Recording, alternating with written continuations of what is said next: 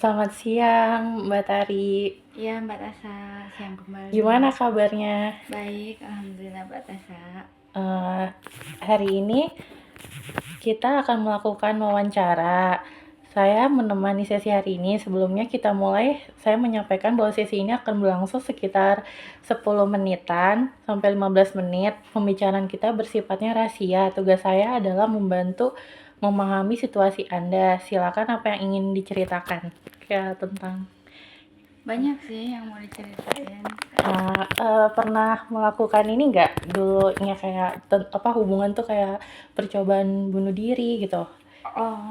Dulu aku pernah nyoba buat bunuh diri, pas-pasan orang tuaku pisah, divorce.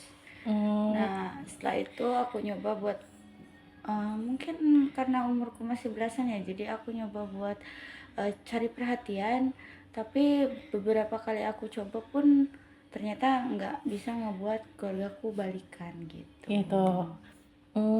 Kondisi emosional yang sedang atau pernah Anda alami dalam periode paling berat dalam hidup Anda itu tentang keluarga, berarti? Iya, pas-pasan papa mama pisah. Nah, Mhm. terus aku coba buat sayat-sayat tangan, sayat urat nadi. Itu benar-benar itu random banget. Jadi aku bisa kayak mungkin kalau orang bilang itu eh, bipolar ya, kayak dua kepribadian. Kadang-kadang aku bisa sedih-sedih banget kalau Mhm. keingetan sama papa mama, keluarga gitu. Tapi seketika pun juga aku bisa jadi ketawa-ketawa pas-pasan ingat masa-masa kami lagi sama-sama gitu. Gitu. Tapi kalau hubungan asmara kayak percintaan pernah nggak? Kalau percintaan itu nggak pernah sampai yang mau bunuh diri, cuman Nggak. kayak merasa ada di titik terlemah kembali itu pas-pasan aku ngalamin cerai juga Itu. gitu. Jadi kayak ngerasa loh kok papa mama pisah terus aku juga pisah, akhirnya ke trigger lagi terus ngedown lagi, cuman nggak sampai bunuh diri, cuman aku pernah minum obat penenang sih. Oh, Terus bolak-balik ke psikiater juga berobat. oh gitu, oke.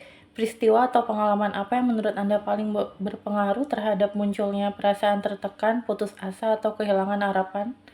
Kalau aku ngelihat eh, keluarga yang bahagia gitu, maksudnya tuh kayak contoh nih ya, aku ngelihat jalan ke mall ngelihat anak, istri sama suami yang rukun makan bersama, itu ke trigger ngerasa kok keluargaku nggak gitu ya gitu. Oh, ngeliat orang teman-teman Iya, sekitar ya? iya, Heeh. apalagi kalau misalkan aku dengar cerita soal figur papa ya. Mm-mm. Dari situ aku ngerasa kok papaku nggak gitu, kok cinta pertamaku juga udah patah gitu. Sampai sekarang aku masih nunggu kabarnya dia, tapi ya nggak ada kabar.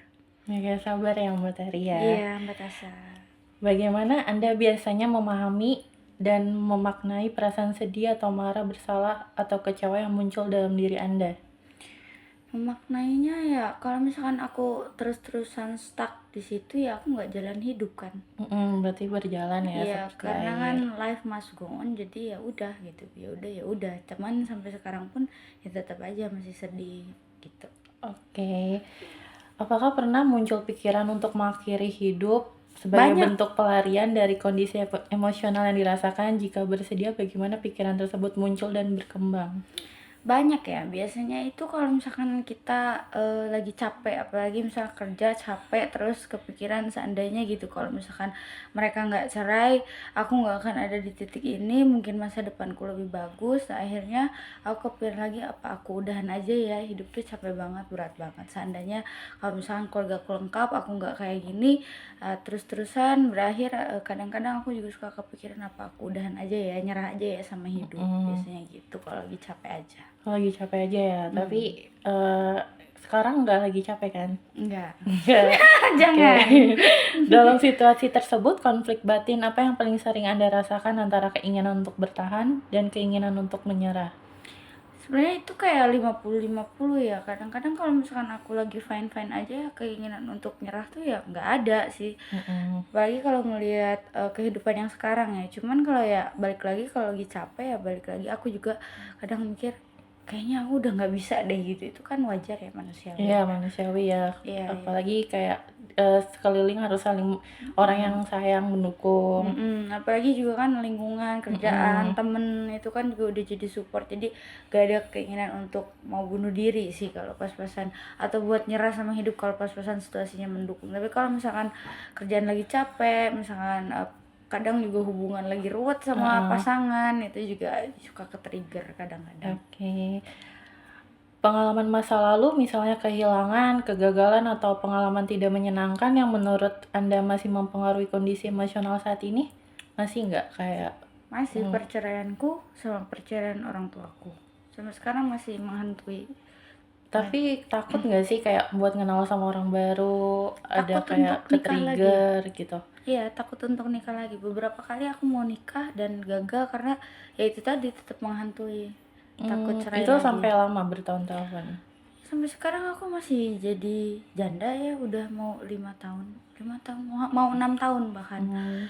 Dan mau nikah itu udah beberapa kali juga aku gagal ya, karena diriku sendiri sih belum settle, karena aku masih takut gitu. Untuk takut buat kenal sama orang, terus takutnya, tapi nggak ada kekerasan kan dalam hubungan sebelumnya?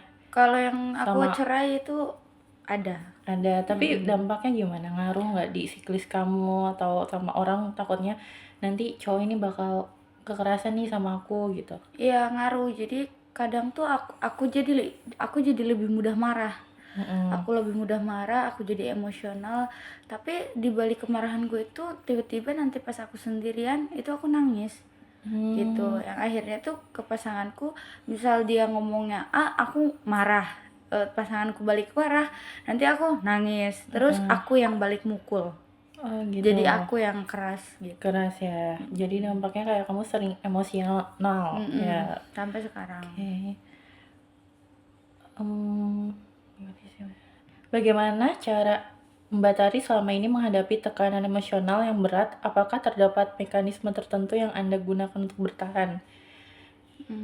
Tekanan emosional yang berat kayak ngadapin emosional yang berat itu kayak gimana? Apa harus didukung sama orang sekitar atau diem dulu?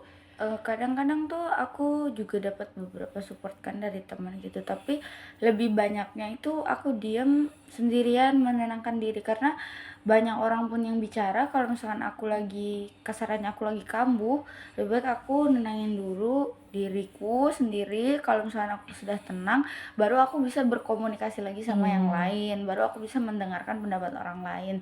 Jadi mekanisme selama ini aku menenangkan diri dengan caraku ya diem. Dengan cara diem ya. Kalau sejauh mana dukungan dari teman atau keluarga yang berperan dalam membantu menghadapi kondisi Mbak Tarinya, kayak dalam ya kondisi ke-trigger kayak misalnya saat bunuh diri atau kayak gimana, dukungan orang-orang sekitar?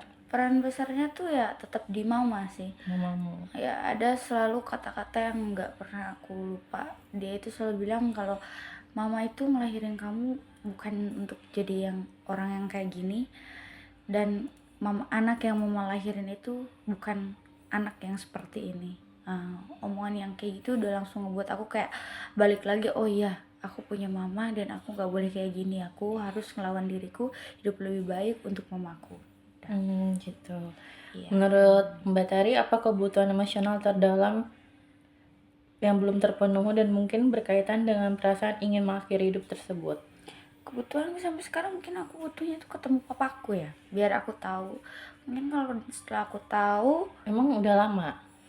kami pisah, nggak komunikasi itu udah hampir 13 tahun.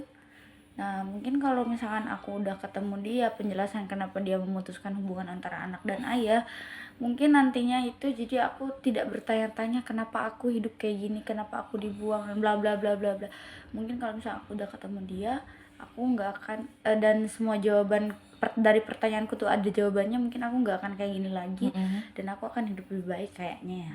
Oke, ya.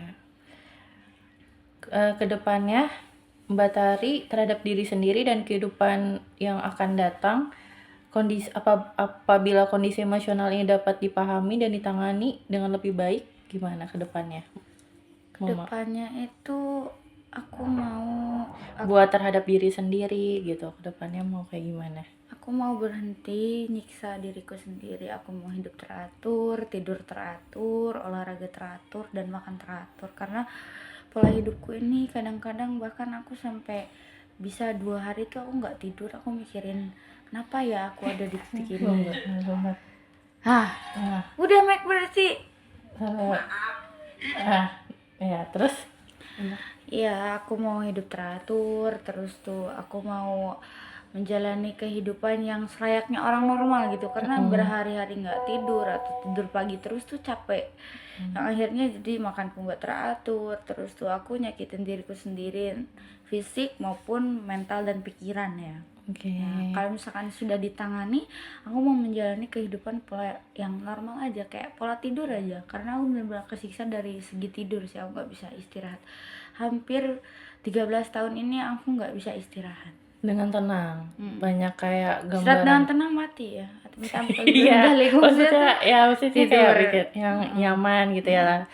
Oke, pokoknya ya kedepannya sih harus ada dukungan orang-orang sekitar yang bisa biar nggak ini dipendam kan, gak baik gitu. Semoga materinya kedepannya bisa sehat terus Amin. dan nggak apa ya kayak banyak yang negatif lah cuma bunuh diri. Amin. Terima kasih ya sudah meluangkan waktunya untuk sesi wawancara Iya, ini. Mbak Tasya. Assalamualaikum.